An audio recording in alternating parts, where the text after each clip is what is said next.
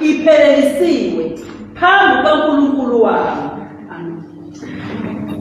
You have a reputation of being alive.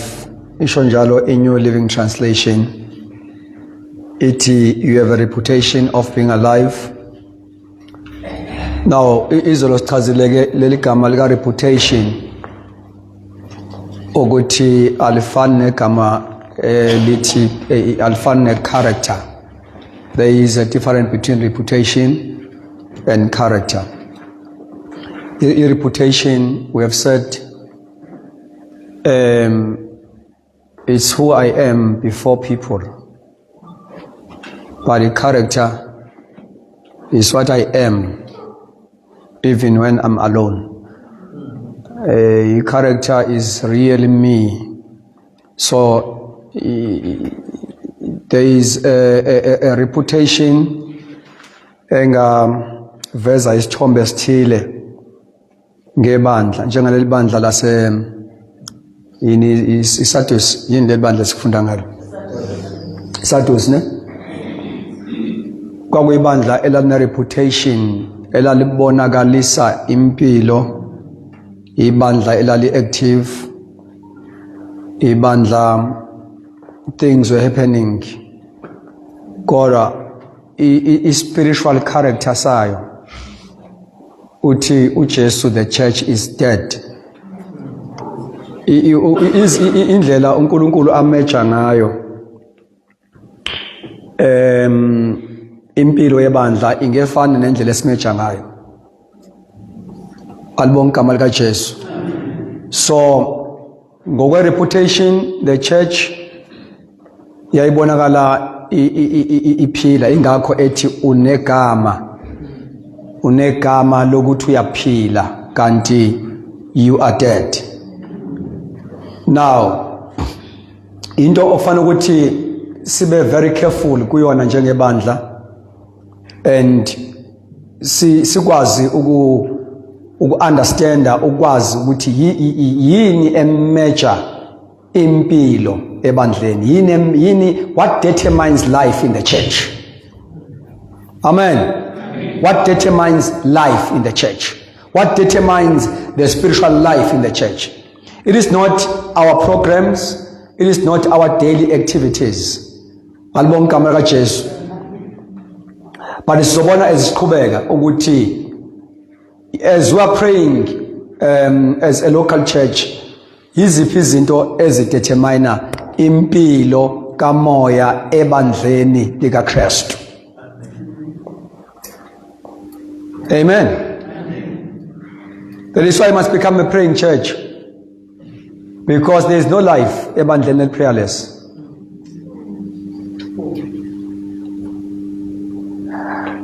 And na kukuthandaza, you know, we can pray kodwa ukuthandaza kwethu kungabikho kwi-vibe kamoya elindelekile. We can pray religiously. Kukhona ukuthandaza kuseBhayibhelini uJesu okwangamplease. Kufana ukuthandaza kwabaFarisi. Uthi ningafani nabaFarisi babethandaza kodwa in the wrong way. Alibonga igama lenkosi. So it's not every praying church that is praying in line with the will of God. Praise the Lord. So uthike la uJesu ke, what you must do, you must strengthen things which remain. Qinisa okusasele nakho which is about to die. Check intlasane khona uphembe yona. Ngoba nakho lokho khona ongama remains nakho is about to die. Praise the Lord. Wake up and strengthen the things which remain. Wake up, wake up, wake up, wake up, wake up. And strengthen the things which remain. Praise the Lord. Now, before we can speak about the prayer life of the church, izolo besibuka izinto ngoba la kulamabandla awu7 kulamabandla awu7 I think lilodwa ibandla elabonakala lingena challenge kodwa u6 wonke wawunezinto uKristu angekho happy ngazo. I call it, these were spiritual sicknesses and disease, izifo zakomoya. Amen. Izinto ezihlasela impilo yebandla spiritually, ibandla li-existe kodwa lingaphili, libe khona kodwa lingaphili, li-add number kuma denominations akhona kodwa lingaphili, lingafunctioni ngendlela efuna uNkulunkulu. Glory to God. So these signs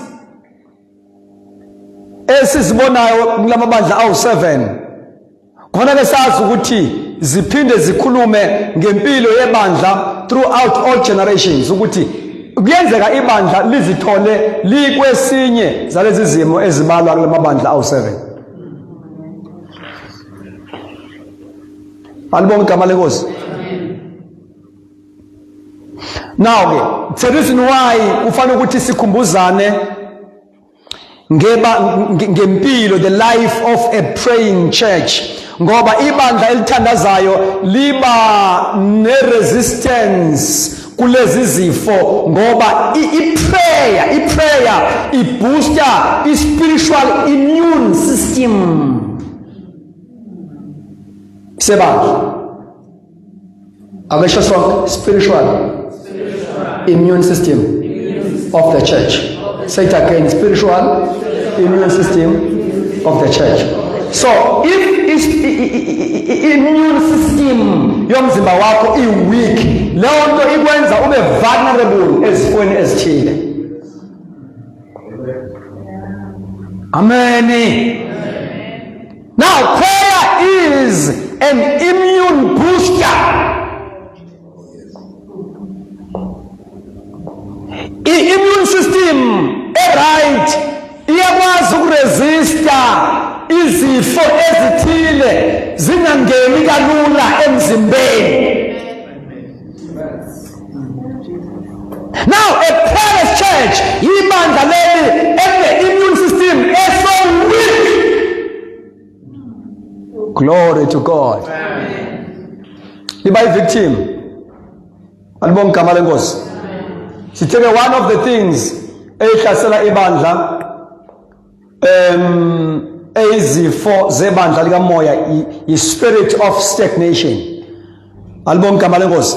Stagnation kusho i-lack of progress, i-lack of progress. You know, i-lack of progress and also i-lack of effectiveness, fruitfulness. So stagnation is a spirit esiso strategic ebandleni likaKristu. Ibandla liyakwazi ukuqhubeka lenza izinto kodwa seli-stagnant, selingasaprogresi, selingasekho fruitful. Alibonga igama lenkosi. Na kunempilo okumele siyigade ebandleni elinama-signs okumele siwagade ebandleni siwa-maintain uthi umbhala amahubo iy'mpawu zethu asaziboni. Glory to Jesus. There are signs, there are spiritual signs ashow ukuthi ibandla lisempilweni kamoya.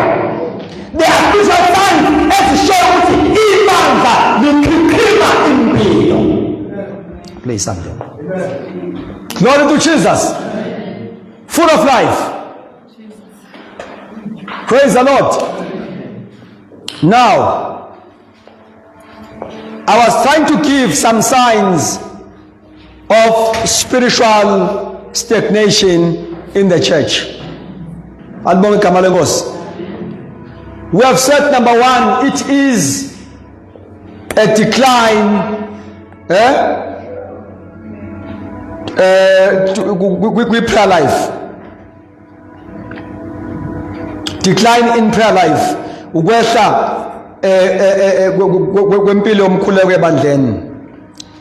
So one of the first signs of stagnation is weak prayer. Prayer meetings becomes empty, powerless, or they are just neglected. It's a sign of stagnation. Amen.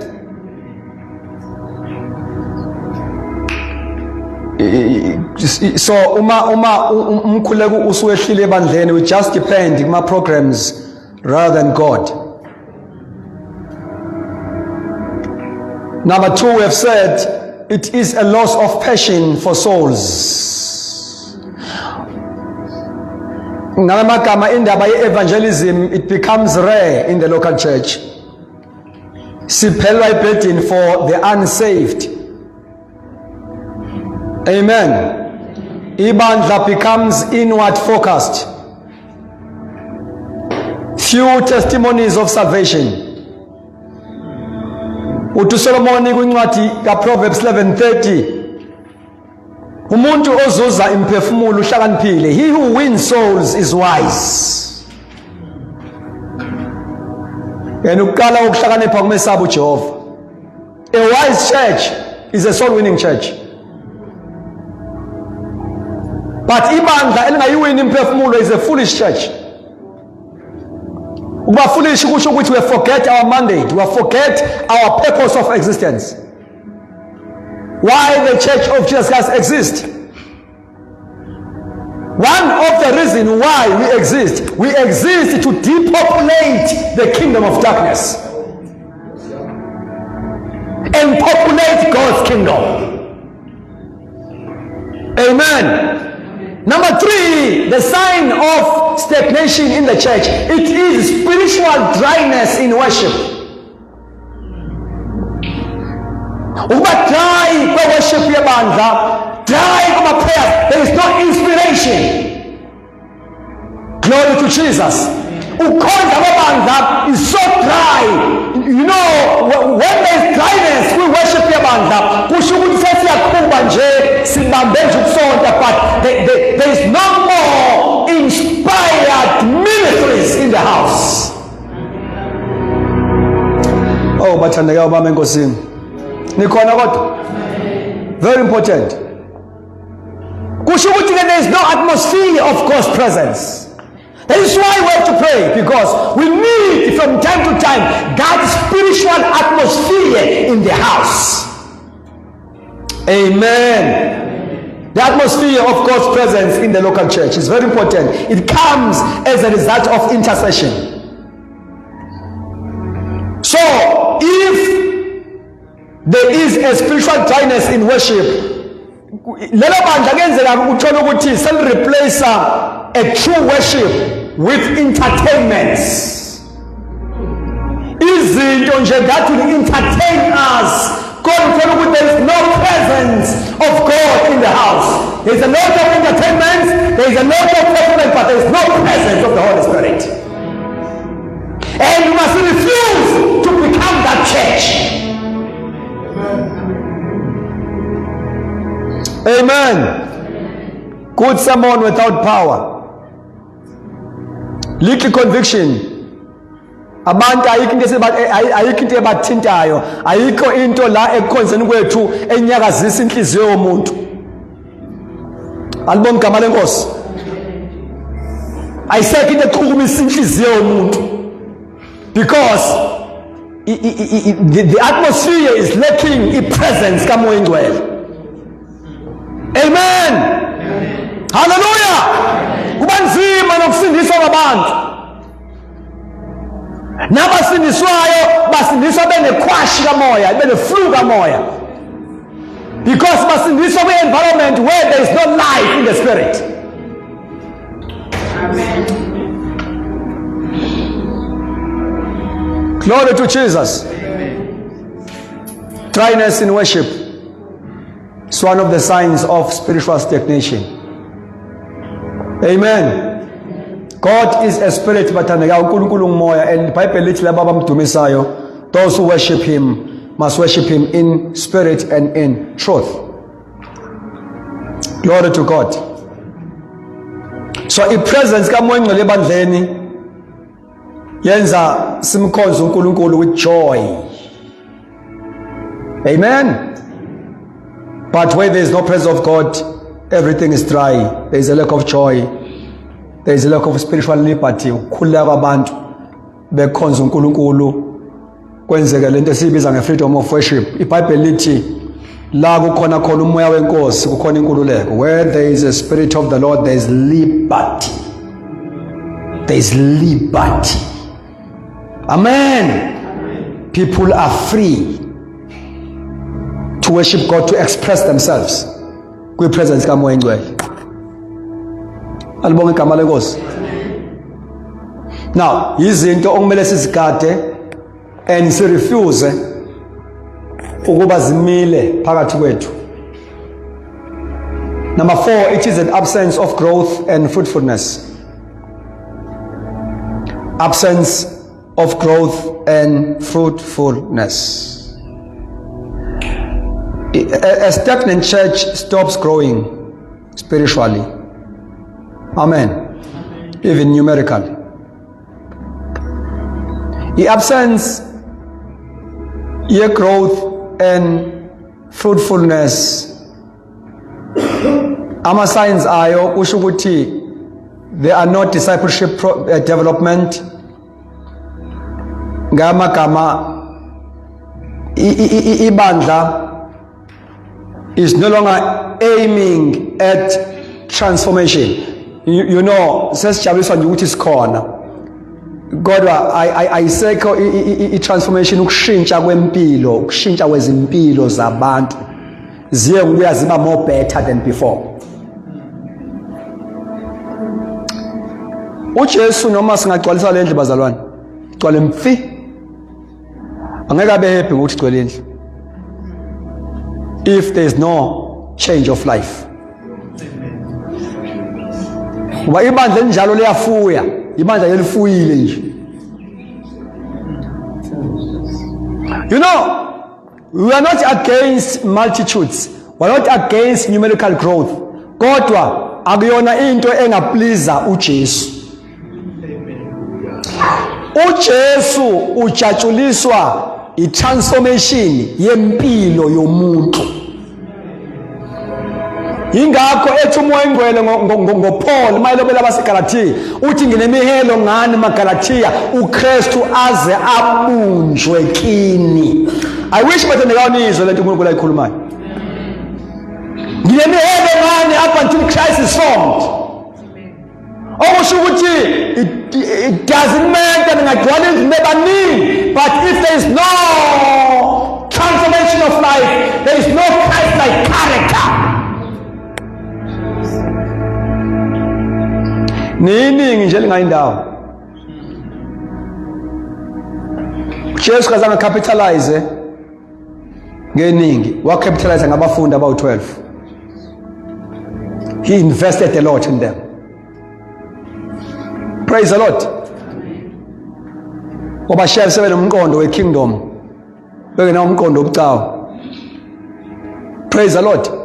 Few people can turn this land upside down. Abantu aba well equipped. Praise the Lord.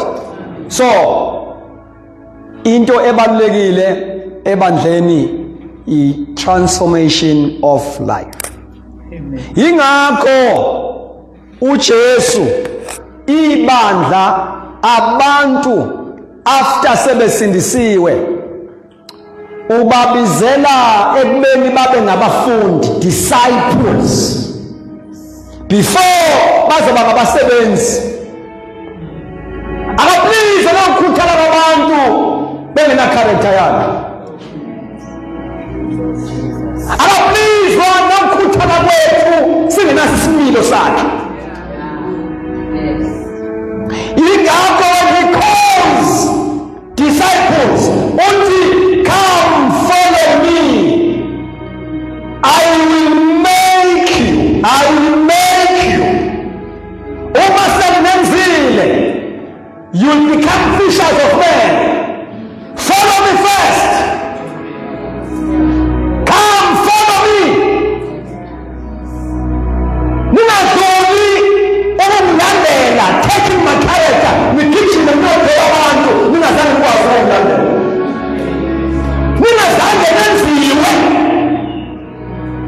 ngoba ngizoniphika. Kodwa abantu bazophikwa at the end of the day. Abashumayela ngegama likaJesu baphilisa abagulayo. Uthi uJesu ambani beziboba ngizange nginazi. Alibonga igama likaJesu. It's like God is more interested ekutheni sithi resemble him before you can work for him. Alibonga igama lenkosi. Yonke lento ingumsebenzi kaMoya oyingcwele kuthandazwa. Ingumsebenzi kaMoya oyingcwele kuthandazwa. Ibandla lifundiswa, linikezwa idoctrine. Akuyona into eyenzeka overnight. Yonke lento ingumsebenzi kaMoya oyingcwele kuthandazwa. Ibandla lizikhomitile like the early church. Bible, they devoted themselves. You were so committed.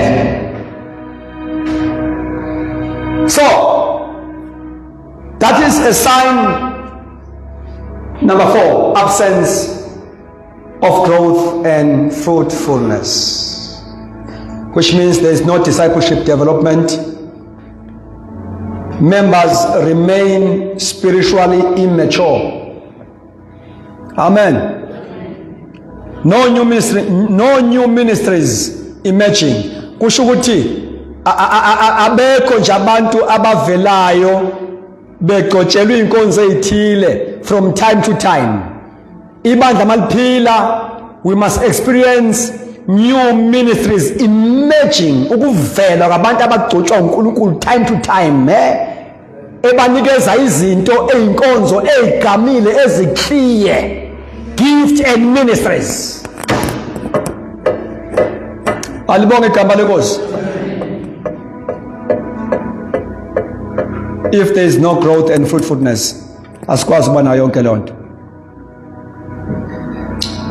And it also means kukhona ukudecline kwi-commitment and participation ezintweni that brings growth ebandleni.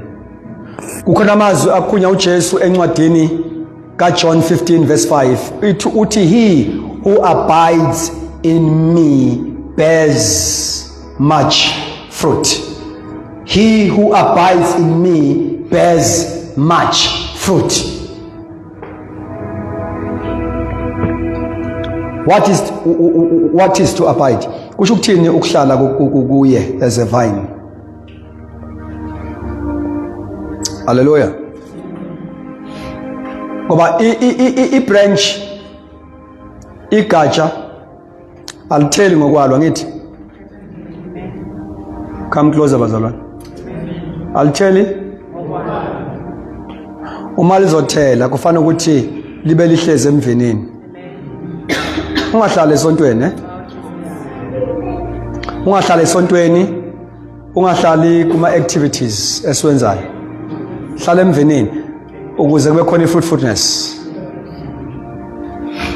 ukuze kube khona impilo empilweni yakho, impilo kamoya. Ungabe attached kuma activities esonto kanti you are no longer abiding in Christ. Sihlala through the word, sihlala through prayer, honoring the fellowship. Hallelujah. Konke lokho ukuthi ube ngumuntu ohlezi emvenini ngokudla izwi, enjoying the word of God. Number 1, uzifundela wena. 2, devoted ma teachings aqhubeka kwi local church. Then uhlale kuye through prayer. You have got your own time. Isikhathi sakho sokukhuleka. And also uphinde ubonakala kwi-corporate collective prayer ebandla masihlangene kanje, you are there. And yonke lento uyenza with understanding. Uyenza lento futhi unehanga. Awuyenzi ngoba kuthiwa sihlangene kodwa mangafiki, kodwa usenayo indlela yayo. Alibonga igama lenkosi. So yonke lento nokuba ube ngumuntu ocommitted kwi-fellowship, kwinhlanganyelo yebandla, it is to abide in Christ.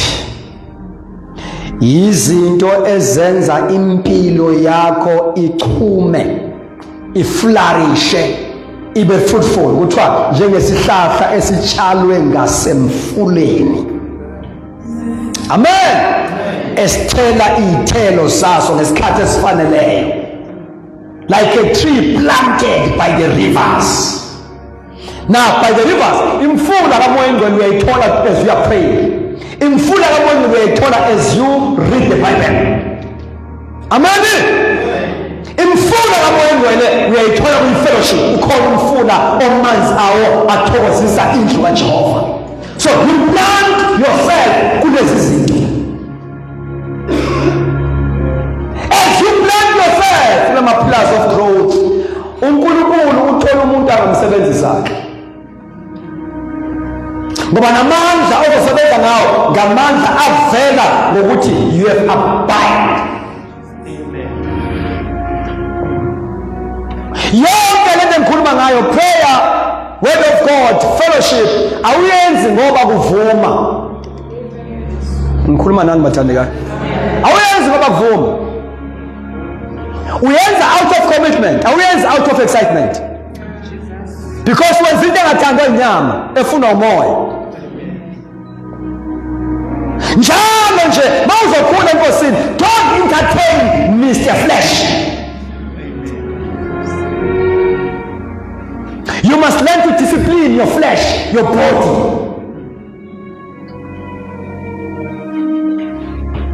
Alibonge igama lenkosi. Na uNkulunkulu umkhonza ke namhla ungasazizweli because umkhonza out of commitment, not out of excitement. Out of commitment. Yonke i-relationship engena commitment ayikhuli. Nabantu abashadile ukuze ikhule i-marriage life yabo incike kwi-commitment. You commit yourself from umshado. So there is no relationship that can grow ibe ileka i-commitment. Alibonge igama lenkosi. Now, any other signs which is very painful of a spiritual stagnation, it is increase in division and chaos in the church.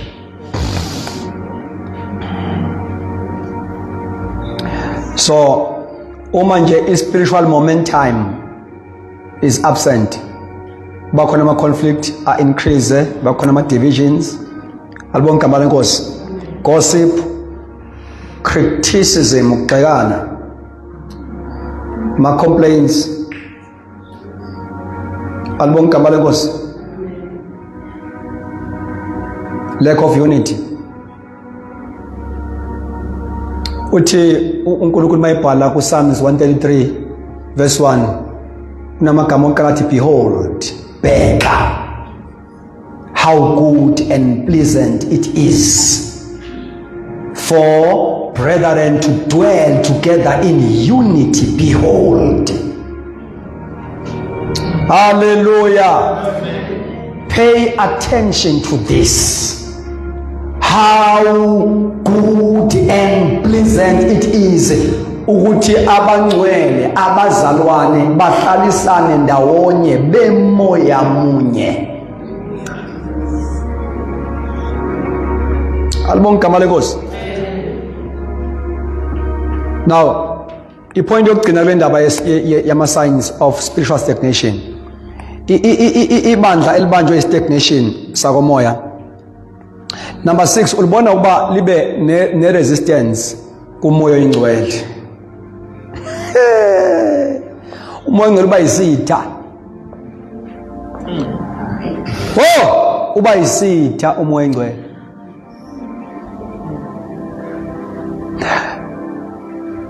You know, lelo bandla alik-enjoy ukuphucwa i-program. Liphucwa umoya oyingcwele. Alik-enjoy. Lifuna ngathi ngashishi iphele lento senza into zethu. We become allergic to the move of the Holy Spirit. kanti ngokaNkulunkulu ukukhonza in as much as kufanele kube ne-order, kodwa akumele kube ne-order that kills the vibe of the spirit. Akumele kube ne-order at the expense of the vibe of the Holy Spirit. Siyambisana bathandikani? Once uNkulunkulu walihambela ibandla wathi visit ibandla elithandazayo ama-senses alo akomoya angekho dormant, liyawa-enjoya lawo ma-moment. Amen. Liyawa-enjoya lawo ma-moments in such a way that we have said yesterday, we come with expectation. Uma siyibandla elithandazayo sisheshe sizwe ukuthi uNkulunkulu akathiyasihambela ngale item noma ngale ministry, bese sinamathela kuyo noma ngabe umzalwane kade ethandaza. Uma sizwa umkhuleko wakhe ukuthi engathi uza ne-spiritual breakthrough, siconnecta kuye sonke. Then as we do that, i-atmosphere iyachajeka, ichajwa ukukhona kwamoyingcwele. Uma ngabe kukhona umzalwane osho ingoma, sizwa ukuthi le ngoma iphephukile, le ngoma iza ne-authority to unlock heaven. Sinamathela lapho. Glory to Jesus. You know what? Anointing kamoyingcwele ebandleni activate the keys. Yenza njani? Say it again. Activate the keys of the kingdom. Uthi uMatthew 16:18 ngikunikeza izikhili zombuso wezulu. Konke okuphezulu kuyaboshwa emazulwini. One of the keys is prayer. One of the keys is the name of Jesus. One of the keys is the gospel message. uNkulunkulu ayinikeza uPeter wayovula kwabezizwe endlini kaCornelius, wavula ngokhiye we-gospel message, bangena bezizwe kwi-kingdom kaNkulunkulu. So the anointing, once anointing never release, it activates the keys. Amagama i-activate i-authority esinikeza uJesu. Because keys speaks of authority to bind and loose. Amandla khiye asevale nasevuleni. So sinabo khiye lokuvala lokuvu. Now labo khiye ba-activate. Number one, ba-activate you lwazi oluza through teaching. Ubasazi ukuthi nayo authority, because i-authority akumele uyizwile for 2 years. Number two, you-activate the anointing kamoyingcwele. My God. Akubona wonke ingoma wayihlabela kwenzeke into. Angibeka nje. Awuzona zonke ikhathi ongathi mohlabelela khona kwenzeke into. Kodwa into yenzeka as you worship under the anointing of the Holy Spirit. Praise the Lord. Akubona akuzona zonke ikhathi we ngingashumayela kusindiswa abantu. Ngoba abantu abasindiswa intshimayelo phese ehamba nje yodwa. Fanele intshumayelo eyenziwa under the unction, under the power, under the authority of the Holy, under the anointing of the Holy Spirit. Bazalwane, asimlambele umoyingcwele. Asimlambele umoyingcwele. Must be hungry for him. Umoyingcwele ukwazi ukusebenzisa lonke uhlobo lomzalwane olusemzimbeni kaKristu, irrespective of your status, your background. Uyena umoyingcwele osenza sibe ziyisebenzi ezi-effective. So ngithi ke la i-presence kamoya oyingcwele activate keys of the kingdom. Amen. Worship as one of the keys of the kingdom. Uma sisho sipusha umoya ingcwele iyakwazi ukuletha ama-convictions kubantu, kube khona abantu abasindiswayo nabathi come closer to God. Ukhiya omkhulu la ebandleni likaKristu ekukhonzeni kwalo ngizolokhu ngiphinda nje, akukhona ukwenza izinto sizenzela, kodwa ukwenza izinto senziswa. That is why simane siyingcengele emthandazweni, ngoba asilungukwenza asilungukwenza ngendlela ene-impact, asikwazi ukwenza ngendlela effective uma sizenzela. Sifuna ukwenziswa, asifuna ukumsebenza, asifuna ukumsebenzela, sifuna ukusetshenziswa huye. That is why you keep on praying, because without him we can do nothing. Sanibona bazalwane, without him we can do nothing. Right? So, resistance to the Holy Spirit, that is the last spiritual sign of stagnation. Resistance to the Holy Spirit. Ibandla la becomes uncomfortable. Amen. With the move of the Holy Spirit, and it becomes comfortable with tradition, but uncomfortable with the move of the Holy Spirit. Amen. Now automatically umoya sikwazi ukumcima nje, neziphiwo sikwazi ukuzikhwentsha zingasebenzi, and sikwazi ignore even prophetic direction from God, because we're no longer sensitive kumqiqo kamoya ngcwele. We just ignore prophetic direction. Praise God. We prefer a routine over revival.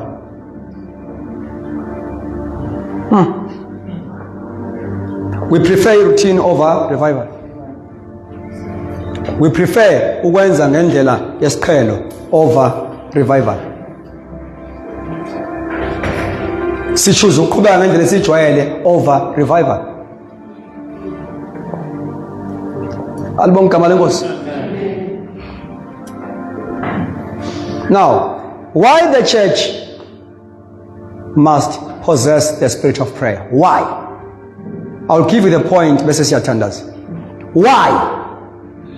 Sengishilo ukuthi lama points engiqale ngawo awu6 asinikeza ama signs ebandla stagnate because lesemthandazweni. Li enjoy status quo. Amen. Likhube ingasekho impilo.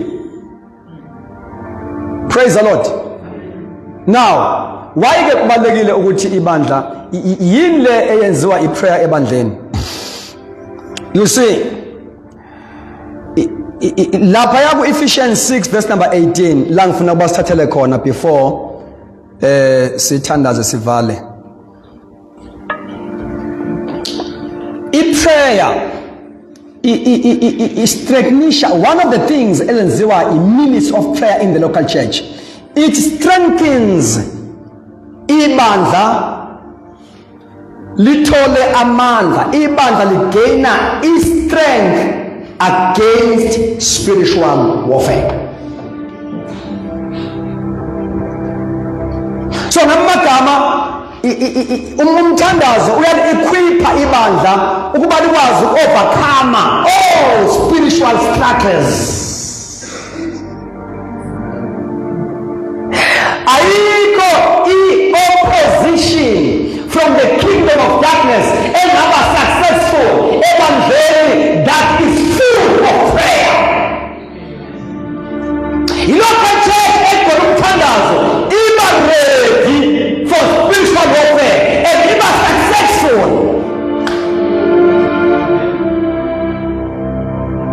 Ngoba la emthandazweni siyenziwa sibe namasoja, we become soldiers. We pray is the more sibe we privilege yamayinwele ukuba asisebenzise sometimes asenze sibe ngamasoja. Oh bazalwane bami enkosini, angazi my fasting lenze ukuthi ngabe nawo true. Amen.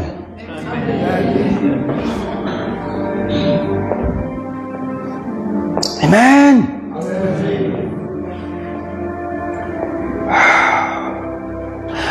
Siyakwazi ukuzilwa izimpi zomkhathi. My God.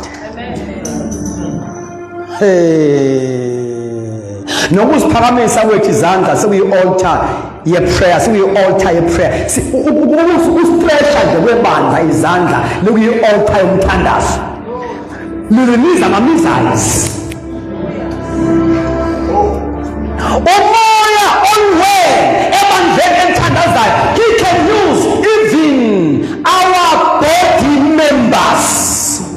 Amalungu omzimba wethu becomes instrument for spiritual warfare. Mayiphamani izandla zikaMoses iyanqobela somandla. Yini esezandleni na?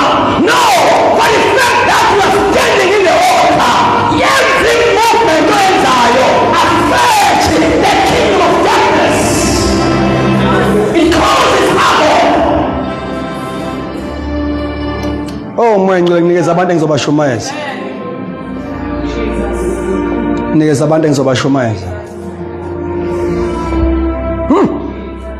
Do you know, the more we pray, siyafunda futhi la emthandazweni izinto ezingama-prophetic postures ukwenziswa umoya ongcwele, izinto ezinarekhodi engqondweni kodwa zikhoze impact kwi-realm of the spirit. Wakwafaka umoya ngcwele wenzisa ama-postures la emkhulekweni a-prophetic. Uthi uyathandaza wedwa endlini, alibonke igama lenkosi. Athi gaqa ngamadolo uzungezindlu. Awazi uzungezelani kodwa kuthiwa yenze lo. That is a prophetic posture. Amen. Ngale ngathi wenze njalo ulayida umlilo la endlini.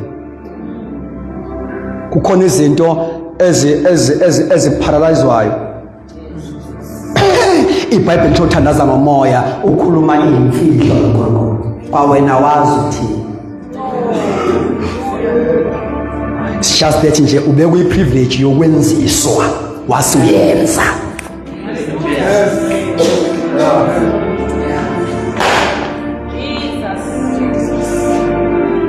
Balibonke igama lenkosi.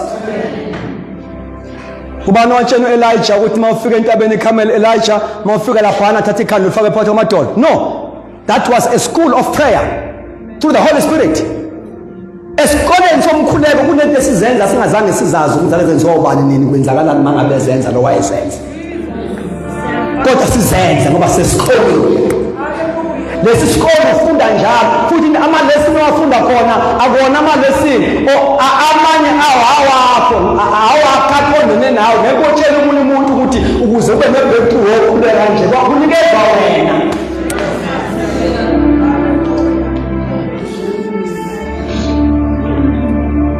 My God, kunikezwa wena. Libonke igama lenkosi. Umoya ngilanikeza a prophetic posture. Athi namhlanje yobukhulekela ingane yakho nje ethanda amadoda ehamba njalo ngama-weekend. Thatha ijacket yayo uyigqoke uye altar umkhuleko uthanazo uyigqokile. Awazi ukuthi lento izokwenza njani yenze njani kodwa seyishiwo utsheliwe kuthiwa yenzeke. Ngale ngathi ukhuleka wembethe ijacket yengane yakho ilele phezulu kwesifuba somfana le uthanaza ngapha e-altar.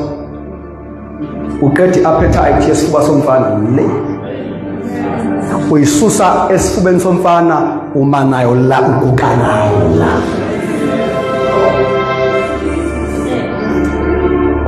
Ubebe nazi ukuthi siyathakatha ngaba sozeli kanje. Singabathakathi thina futhi sithakathakatheke. Lento yenza ukuthi Sathane ibandla lifake ebuthongweni noma khunye izinto ezinkulu lingakwazi ukuzizwa i-strategy kaSathane.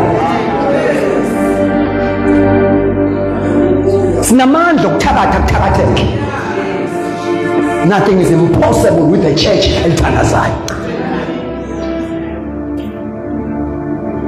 Uzobasaba abathakathi bala emhlabeni uma ungenakho ukuthakatha kwasezulwini. kanti indlela esithakatha ngayo thina sinandaba noma uthiwa ungasihambela kwamhlaba lengana ubuye nomfene nonyawo lemfene alithi shu. Noma ungazama ukusigadla usidlise ngamaphupho awenze kulutho, ngoba lithi iBhayibheli noma singakudla ukubulalayo ngeke ibe nabuni.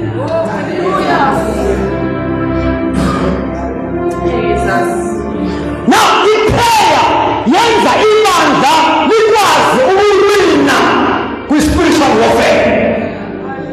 My God!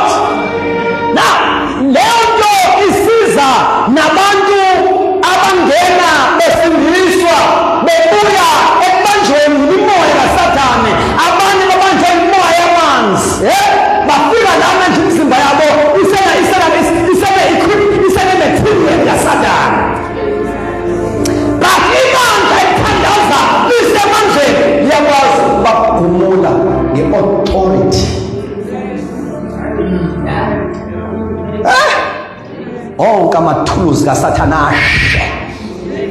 Noma usindiswe enenkuzimalanga ye-tattoo, le-tattoo yona emconnecta kwi-king of darkness, but wafike badle lithandazana singazange simbeke izandla, sidismente the power yale-tattoo abe disconnect